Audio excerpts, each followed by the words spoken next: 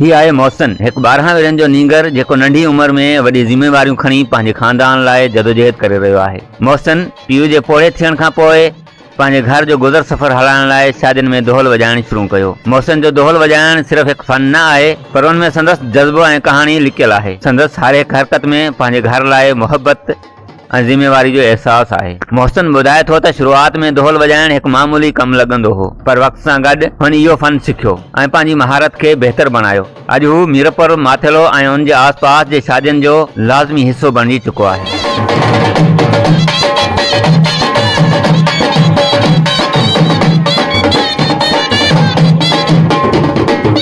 हिन नंढड़ी उमिरि में पंहिंजे खानदान जी माली ज़िम्मेवारियुनि खे संभालण लाइ मोहसिन न सिर्फ़ु पंहिंजो शौक़ु जीअरो रखियो आहे, पर पंहिंजे पोड़े सां सभिनी लाइ हिकु मिसाल बणियो आहे। मोहसिन जो दोहल वॼाइण सिर्फ़ु तफ़रीह न आहे, बल्कि इहा संदसि जदोजहद ऐं क़ुर्बानी जी कहाणी आहे। हू ॾेखारे थो त महिनत ऐं जज़्बे सां का बि उमिरि वॾी ज़िम्मेवारियुनि खे संभाले सघे थी। मोहसिन जहिड़ा पोड़े नींगर असांखे यादि ॾियारीनि था त ज़िम्मेवारी, जज़्बो ऐं महिनत ज़िंदगी में कंहिं बि मुश्किल खे शिकस्त ॾेई सघनि था। अचो त हिन जी जदोजहद ऐं फन खे सपोर्ट करियूं।